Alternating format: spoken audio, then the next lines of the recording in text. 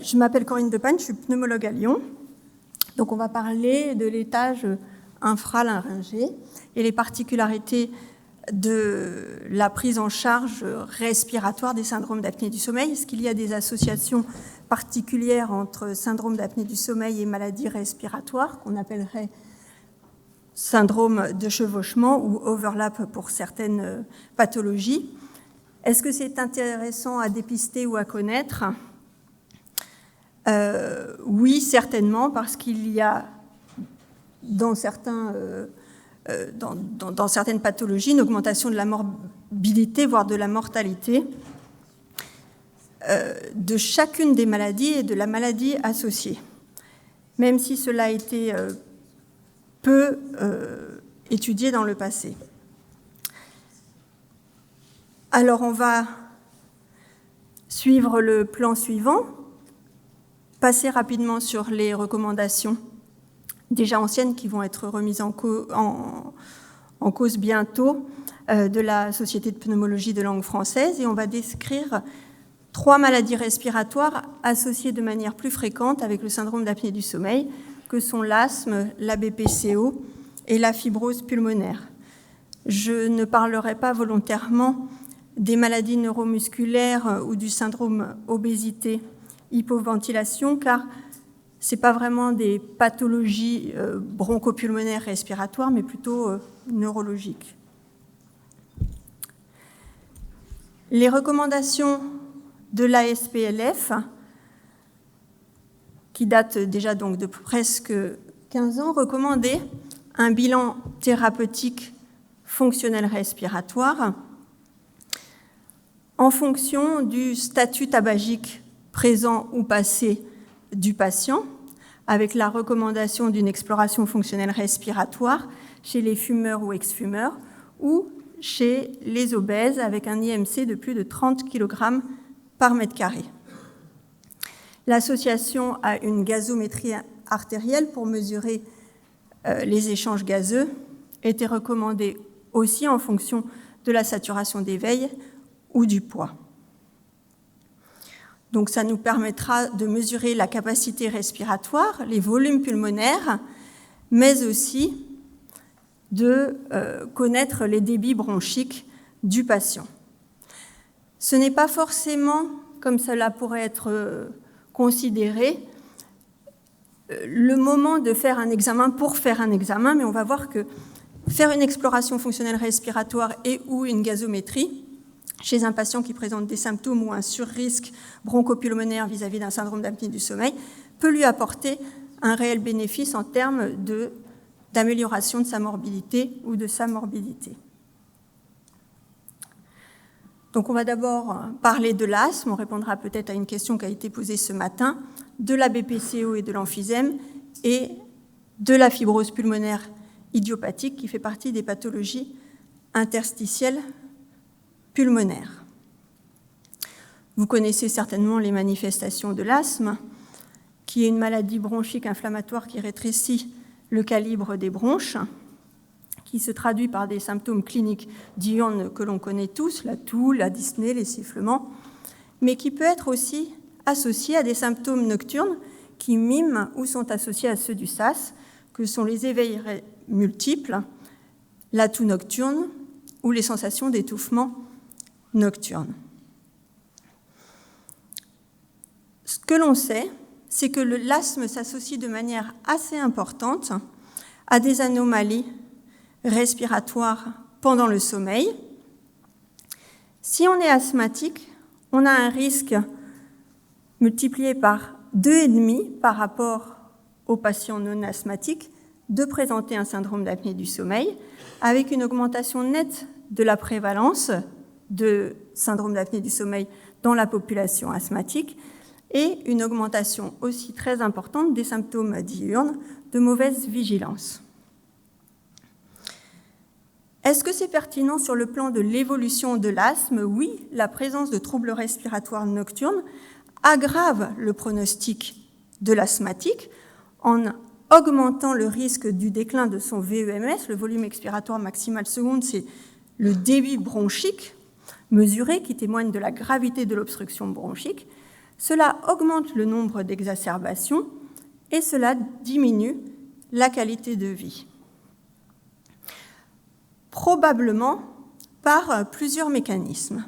En fait, comme dans les troubles de l'enfant, il y a une interaction bidirectionnelle entre asthme et syndrome d'apnée du sommeil. Très souvent, pas forcément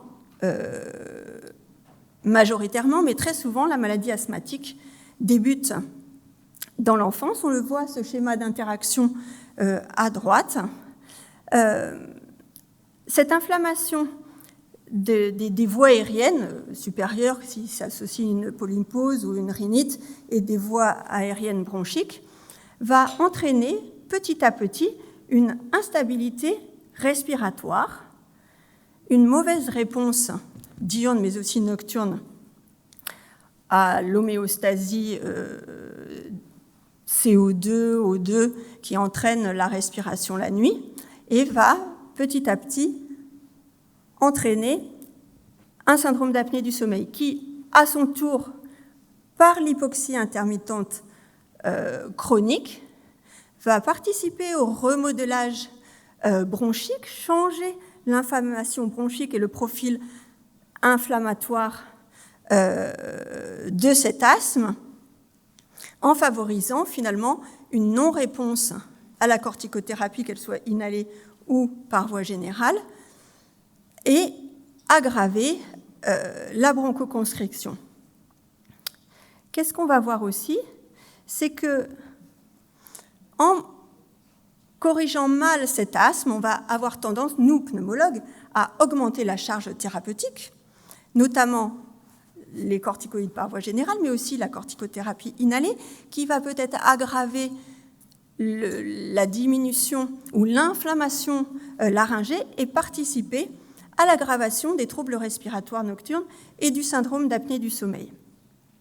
Donc il y a un véritable cercle vicieux qui s'installe sur le plan des mécanismes physiopathologiques entre l'asthme, les apnées du sommeil, l'aggravation de l'asthme, l'augmentation du traitement qui favorise le syndrome d'apnée du sommeil, etc. Comment le diagnostiquer? Alors j'en parle très brièvement. Il faut faire attention chez les asthmatiques, ça revient un peu à la question que je posais tout à l'heure chez les femmes enceintes. Ils font des troubles respiratoires du sommeil, mais peut-être plus des hypopnées, et plus des hypopnées micro-éveillantes que des saturantes. Donc, s'il y a des symptômes d'asthme et qu'on effectue d'asthme mal équilibré qui peuvent évoquer éventuellement un syndrome d'apnée du sommeil et qu'on fait une polygraphie, on voit bien sûr des limitations de débit, des témoins de micro-éveil, mais il n'y a pas de désaturation et on peut sous-estimer facilement le diagnostic d'apnée du sommeil et il faut ne pas hésiter à aller à la polysomnographie plutôt que d'augmenter de manière un peu inadéquate le traitement de l'asthme. Le traitement des apnées du sommeil ne va pas être modifié. C'est pas orthèse, contrôle du poids qui peut jouer aussi sur l'asthme. Mais nous, il faut bien qu'on se rende compte qu'il faut vraiment donner la dose minimale efficace de corticothérapie inhalée, même si ça va un petit peu à l'encontre des nouvelles recommandations du GINA dans le traitement de l'asthme, qui comporte assez facilement une corticothérapie inhalée, mais pour éviter d'aggraver le trouble respiratoire lié au sommeil. Donc on sait bien qu'il y a une interaction bidirectionnelle entre l'asthme et le syndrome d'apnée du sommeil, qui s'aggravent mutuellement avec un pronostic plus défavorable de l'asthme chez les asthmatiques apnéiques non traités, et bien penser qu'il faut aller facilement à la polysomnographie, au moins dans ce contexte. Pour ce qui est de la BPCO et de sa cousine l'emphysème, qui sont des maladies liées au tabac, évidemment, ces maladies ont une aggravation progressive et inéluctable si le tabac n'est pas arrêté.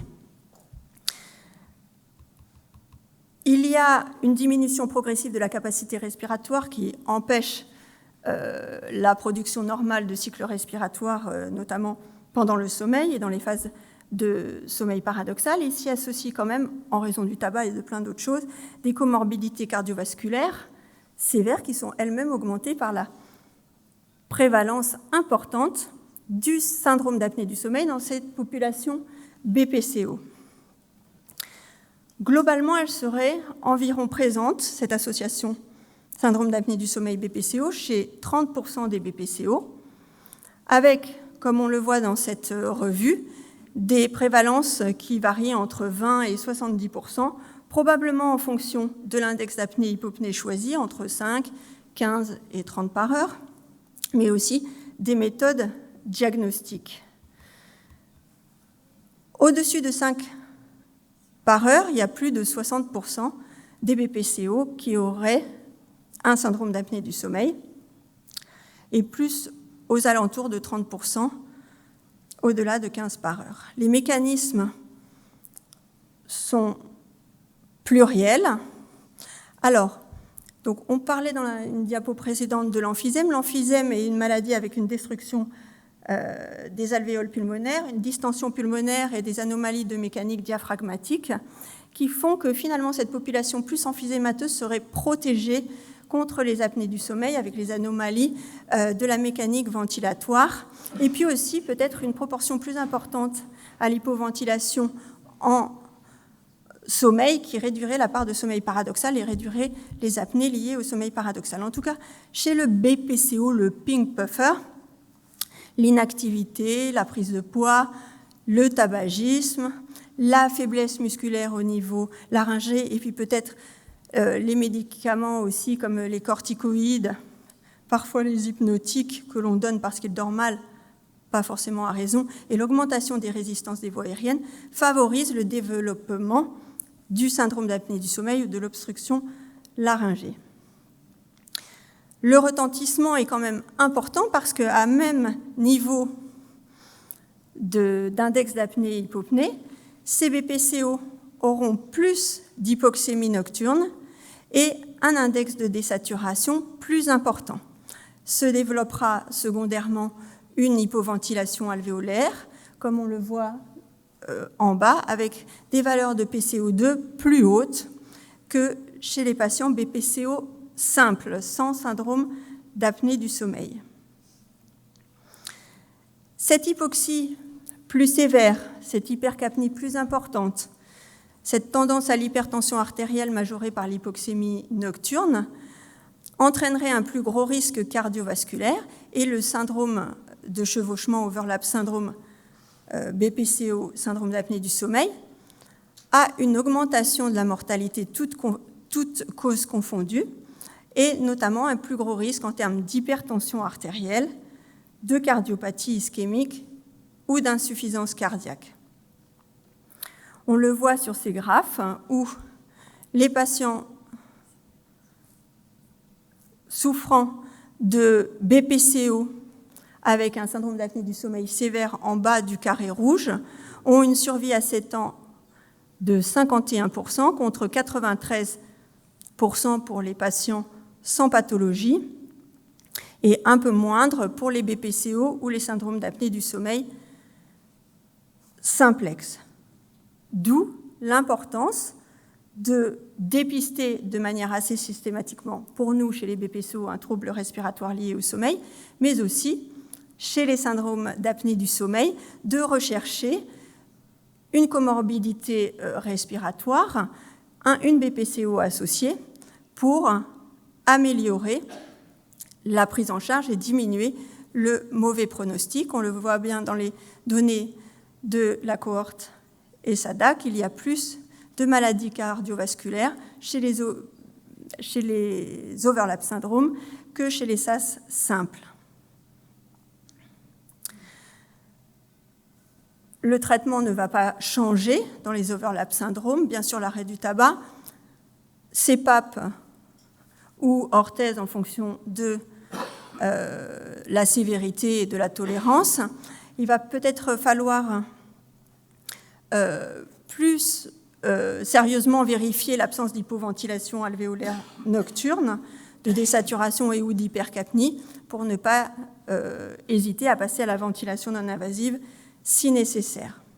En tout cas, ce qui est sûr, c'est qu'il est absolument nécessaire pour améliorer leur pronostic de rechercher chez les patients souffrant d'un syndrome d'apnée du sommeil et ayant des potentielles comorbidités, tabagisme, une BPCO associée pour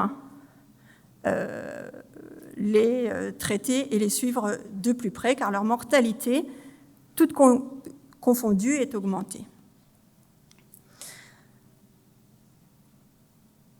On va maintenant passer alors à quelque chose d'un peu plus rare, même chez nous. Il s'agit des pneumopathies infiltrantes diffuses, qui sont des pathologies d'infiltration des bronchioles ou des alvéoles ou des deux, de l'interstitium pulmonaire, par une matrice extracellulaire inflammatoire dont l'origine est variable. Vous voyez dans ce tableau, il y a des causes multiples, connues ou inconnues, de pneumopathie infiltrante diffuse, connectivite, pneumopathie d'hypersensibilité, réponse anormale à des médicaments divers, atteinte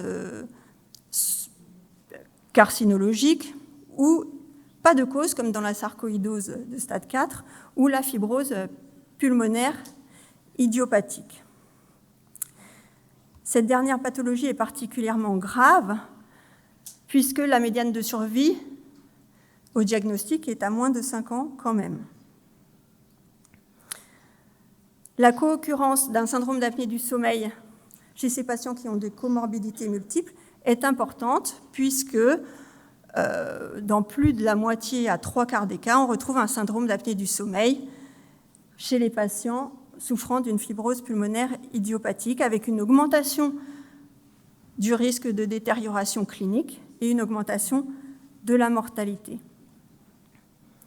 Dans cette méta-analyse regroupant 18 études et un peu plus de 600 patients, la prévalence estimée du syndrome d'apnée du sommeil était de plus de 70%, avec un IAH quand même assez faible en polysomnographie, puisqu'il était en cut-off à plus de 5, contre une prévalence d'environ 16% dans la population générale.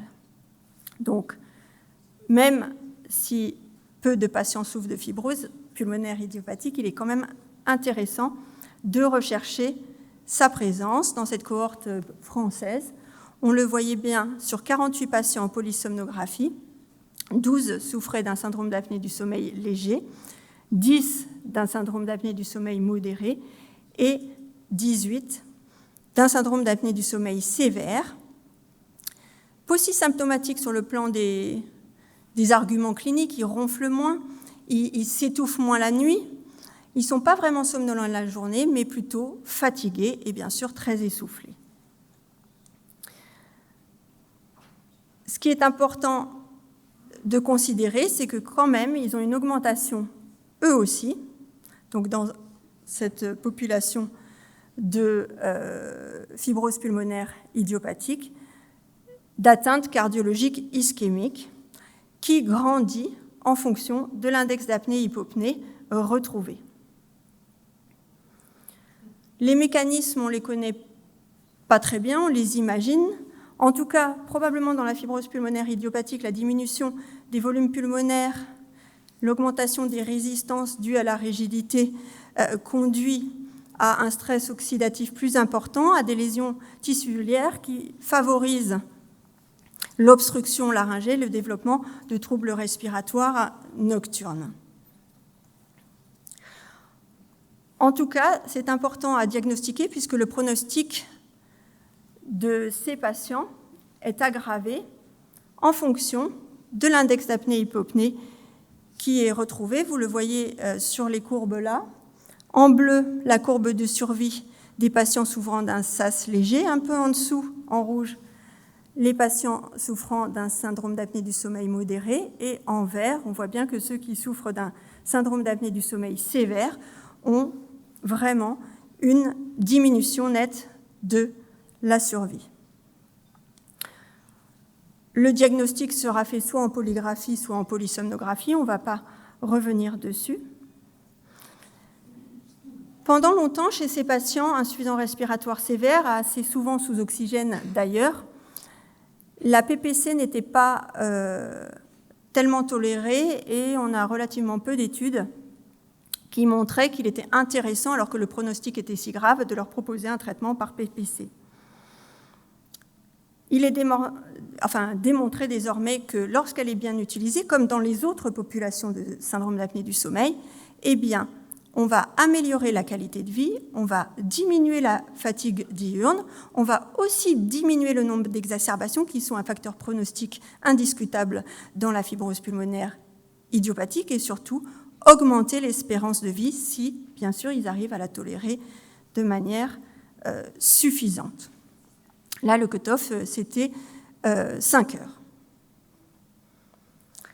Donc, là aussi, comme dans la BPCO et comme dans l'asthme, le syndrome d'apnée du sommeil est une comorbidité fréquente, sans vraiment que ça soit un overlap pour l'instant, de la fibrose pulmonaire idiopathique, très fréquent puisque c'est entre 50 et 90% des patients en fonction des études, que le diagnostic d'apnée du sommeil associé à la fibrose pulmonaire aggrave le pronostic et en accélérant le déclin de la fonction respiratoire et en diminuant la mortalité. Les symptômes, là aussi, sont un peu atypiques.